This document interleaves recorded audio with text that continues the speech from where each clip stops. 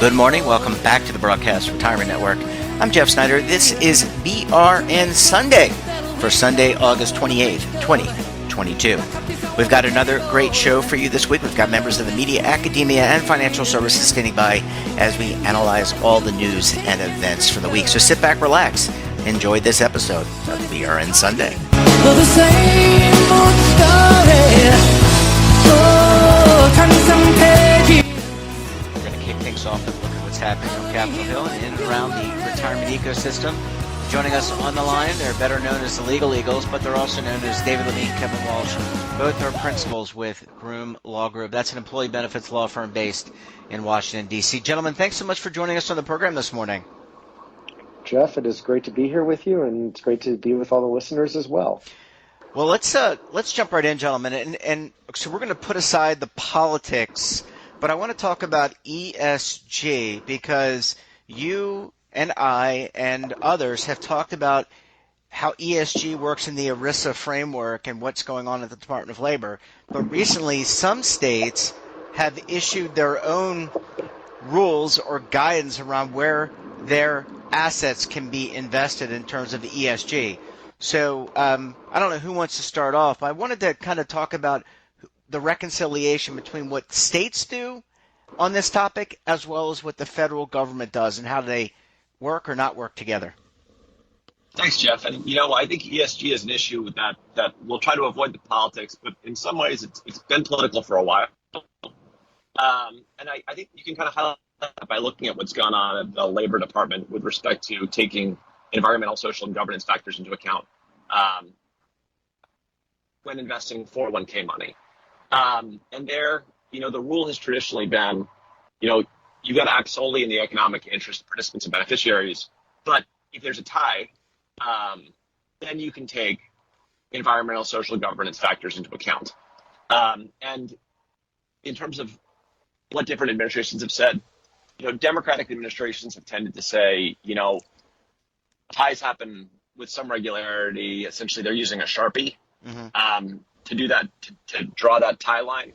And Republicans tend to say, only if there's a tie, but they use kind of a microscope and then, something even finer than that to draw that line, saying, ties rarely happen. Most recently in 2020, the most recent Republican administration finalized rules related to ESG investing for ERISA plans. And under those rules, they said, you can use it as a tiebreaker. But if you do, you've got to, do a fair amount of record keeping as another way of throwing some cold water on taking ESG factors into account.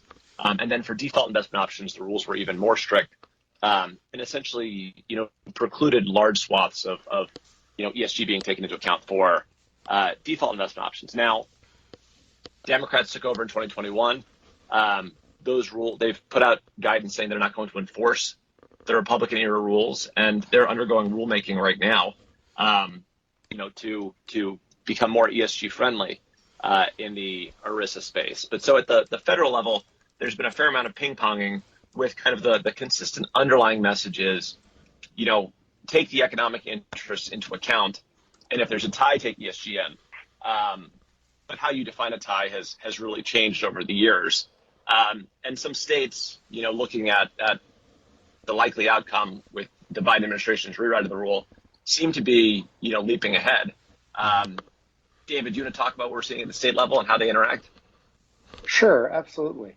And on the state level, it's been an interesting world we've been in because states, especially a lot of governmental plans, and again, we're staying out of politics today, there have been a number of governmental plans over time that have looked at the Department of Labor ESG rules, and some of them have said, we are going to not look at ESG at all. Some have said we're going to look at, I'll call it economic ESG, which, Kevin talks about the ping-ponging, but it's basically ESG through an economic lens, which in some ways balances a lot with both the Democrat or Republican DOL one, depending on exactly how it's implemented. And others have sort of said ESG has reasoning beyond even pure economics that's valid for a plan. There is no ERISA rules there, and each state has different laws. So the states have gone different ways. At times when there may have been a more conservative reading on ESG, you've probably seen a number of states, not all of them, where they've taken probably the more liberal reading of it. But when it goes more liberal, they pick that up too. But there's also a movement in some states right now, like Florida is an example, where there's a move to say ESG should not be used, period. And that is just a discussion item in some of those states, and some of them are making policy. Mm-hmm. So the governmental space and the governmental plans, they because they're not subject to ERISA, they do march to their own drum, and there's 50 states plus territories like DC, where we are, of course, that have their own set of local laws about fiduciary. So therefore, the states, while they sometimes are innovators because they're not bound by ERISA, they also can go in many different ways. So wherever the Biden administration goes will be looked to by some, but not by others. But the states, each of them, especially when you get back to politics, are going to go in a lot of different ways. But that's how I avoid getting too political, Jeff. Well, that's good. And let me just follow up. I don't know if there's a similar analogy. Forgetting ESG, is there something similar that we have talked about or that you all are aware of, either in the retirement or benefit space, where, hey, things happen on the state level that may be a little bit different, and do the federal rules trump the state rules? The answer is that in some areas there are federal rules that trump. For instance, if you have a 401k plan, which many states don't for a complex historical reason, but let's say you have a defined benefit pension plan. A defined benefit pension plan is subject to a lot, but not all, of the Internal Revenue Code rules that govern an ERISA-covered tax-qualified plan. Mm-hmm. There you have to comply with the IRS rules.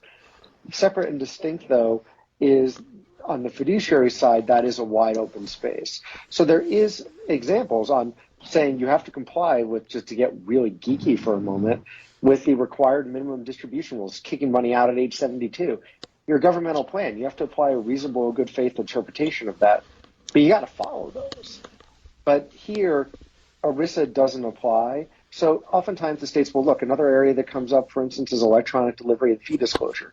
When you have tens of thousands or hundreds of thousands of participants in your plan, some of the DOL rules could be costly and drive up expenses, and there may be ways that the states innovate on their own, and some of them have, and not necessarily follow the DOL rules. So an example might be disclosures as well.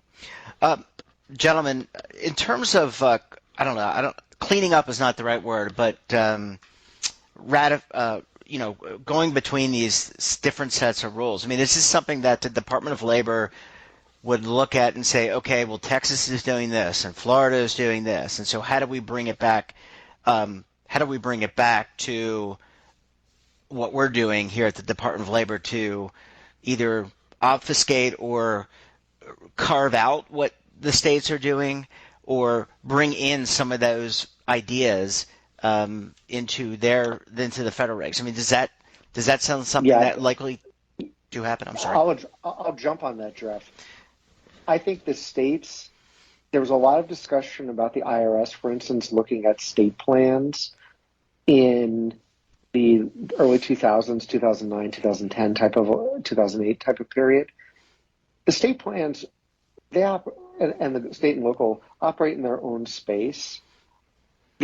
While they will sometimes engage just to discuss with the EOL, the idea that they would be in the middle of advocacy or deep discussions with DOL, sure, there's some communication sometimes, but the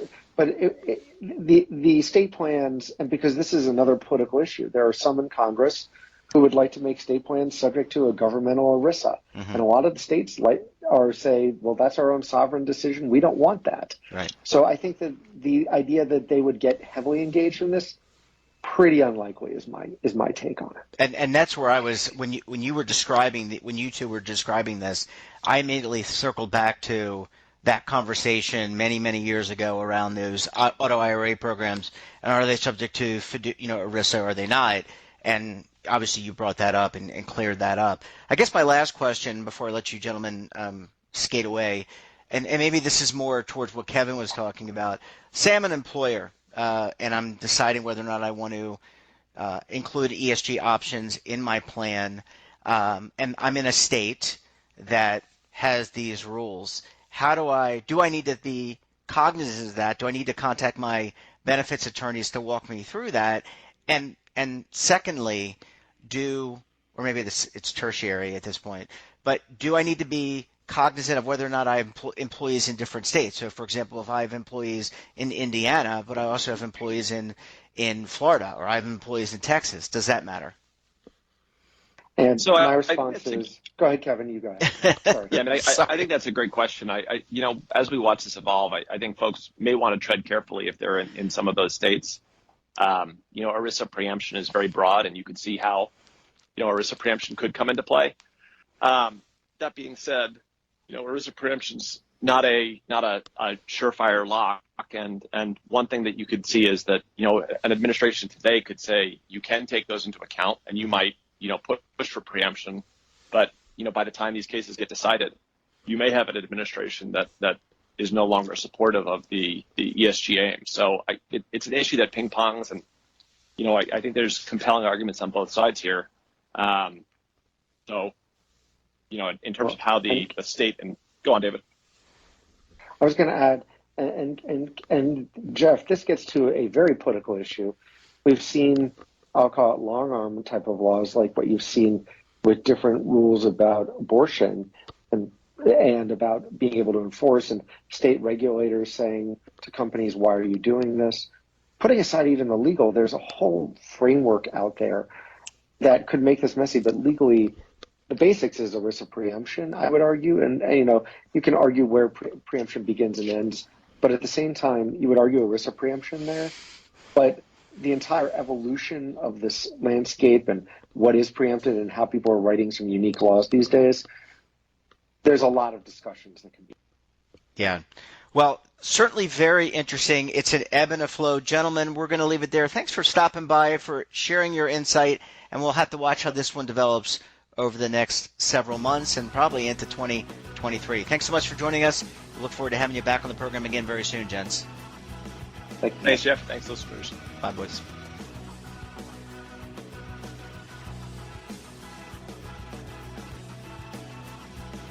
Welcome back. Now we're going to close out the show with a look at what's happening in the market. Lots happening this week, and a lot of people seeing the news, market volatility, and maybe some positive stock market gains as well. Joining me on the line, he is the lead anchor for the TD Ameritrade Network. You know him as well, Oliver Rennick. Oliver, thanks so much for joining us on the program this morning. Absolutely. Thanks, as always, for the invite. Oh, well, thanks for taking the invite. You don't have to do that. I'm sure you get lots of invites during the week, but we appreciate you stopping by. So, Oliver, this is, I guess, a big week in the sense that Jay Powell, who is the Federal Reserve Chairman, and others are out in Jackson Hole, Wyoming. And I want to get your reaction to some of the remarks. But first, what is this, I guess, annual gathering, and why aren't we invited? Because we're not that important. In our own minds. Well, if you're, a lot of journalists go, and a lot of central bankers and economists, but it's basically just your annual symposium, I guess the technical word they like to use, hosted by the Kansas City Fed. But the highlight is essentially the Federal Reserve Chairman will speak, make an address, and set the tone for the coming year of policy. And this year it is about policy constraints. And that is very symbolic of the regime we're in. And Jerome Powell certainly lived up to that title by emphasizing the degree for restraint that they will be imposing on the economy and the market. And it was, in my mind, some of the strongest wording he has used to date. So when you say restraint, does that refer to interest rate Restraining the economy's potential, I guess, is a better way to put it. Constraints. Probably the better word. Okay, well, Yeah. you're more highly educated than I am. Okay, so how did that is without doubt. So Oliver, how did the market react to these comments? And it just seems that as you and I have been talking together for many years, the market just sits on with bated breath for Federal Reserve Chairman Powell and other Federal Reserve chairmen or chairpersons, I guess, to react or to respond or to give a comment. So how has the market reacted? Not well. Stocks dropped, and the dollar was very volatile, and bonds were very volatile. And to some, this was a bit of a surprise because the language that he used largely echoed what his other peers at the Federal Reserve have been using. But there is certainly a distinction when it comes from the chair himself, who generally has a reputation of wanting to calm markets. And that is not really the case anymore. I don't think it's been that way for a better part of a year. But generally, people have, I think, overestimated his desire to pacify markets. He has been generally giving hints for a year and a half that he will be comfortable with volatility. And this particular speech explicitly, though, was very focused on their willingness to accept weakness in the economy as the cost of their inflation fighting program, as a expected side effect of bringing inflation down. And that is a little bit, it's not new, but to hear him really focus on that with his opening statement, and then again, as he's done in the past, look to Volcker and Greenspan for guidance and framework. Those are, of course, our Federal Reserve chairmen in the past who have tightened the reins, and in the case of Greenspan, basically popped the dot-com bubble, and Volcker attacking the 70s inflation.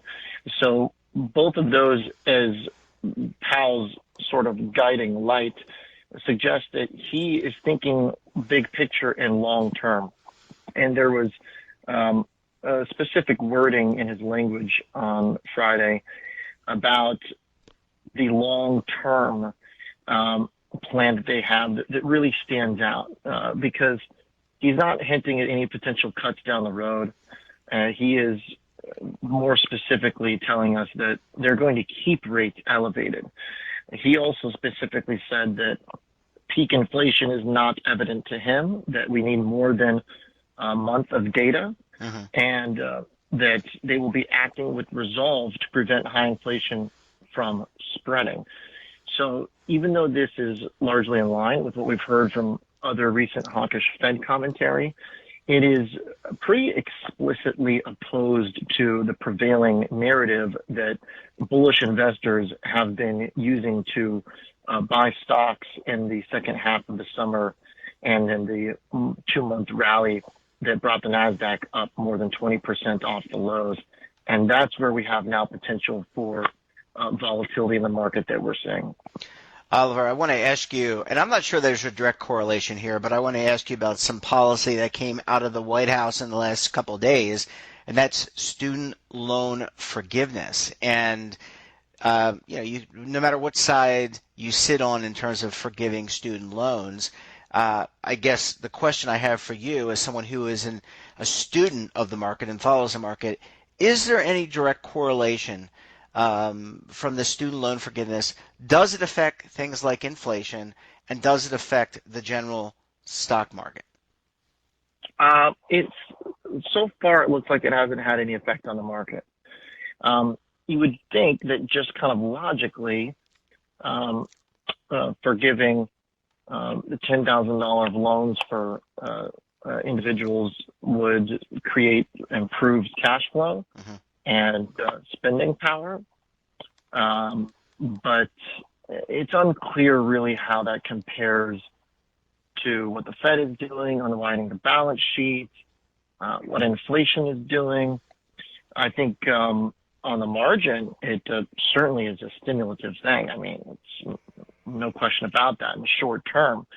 But the cost associated from the government standpoint, it's just kind of unclear. But generally, I mean, you are taking on, it's not like the debt goes away. Some government's taking on, and so the taxpayer's taking on. But it's hard to know, really. I don't have the economic chops to say whether or not it's what its impact will be on the economy. But just in the short term, if you're somebody who was planning to start paying their loans again, at an X amount per month, you just got cash flow. So short term, I mean, it definitely has a stimulative impact. Long term, I couldn't offer an explanation there. Yeah, does anyone really know? I mean, everyone's going to react differently with having more money in their account if we're supposed to pay off student loans, and they could save the money, they could spend the money. You're right; it could have a real stimulative effect.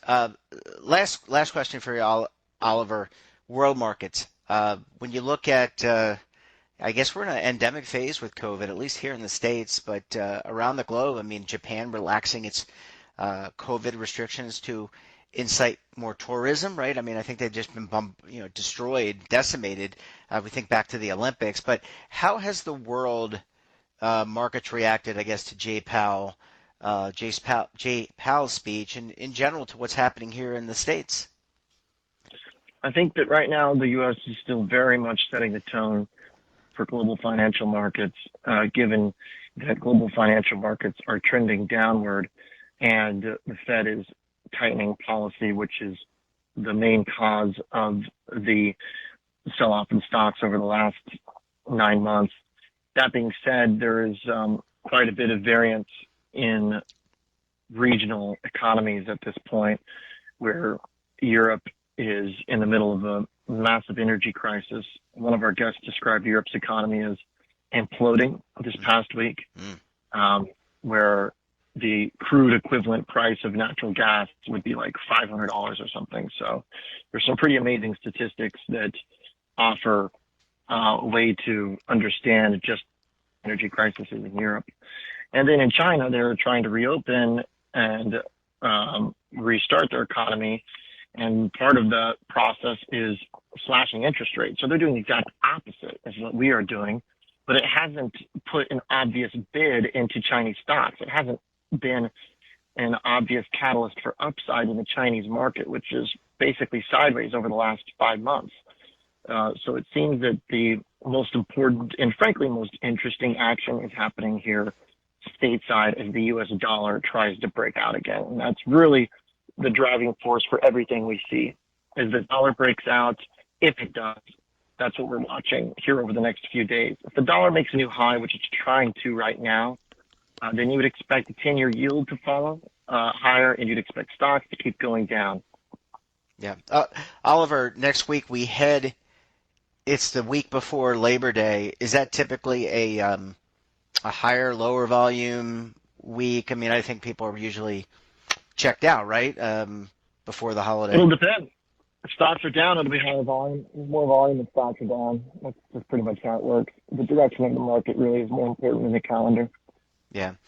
Well, Oliver, we're going to leave it there. Thanks so much for stopping by. Interesting analysis. And don't forget to check out Oliver's show on the TD Ameritrade Network. You can find it at on pretty much every possible app or streaming platform. Oliver, great to talk to you. Thanks so much for joining us, and we look forward to having you back on the program again very soon, my friend. All right. Thanks, Jeff. Thanks. Bye-bye. And that wraps up this episode of BRN Sunday. Have a topic of interest, someone you think we should talk to, drop us a line. And don't forget, for all the latest curated news and lifestyle, wellness, finance, tech, so much more, and all in one place, check out today's edition of our daily newsletter, The Morning Pulse.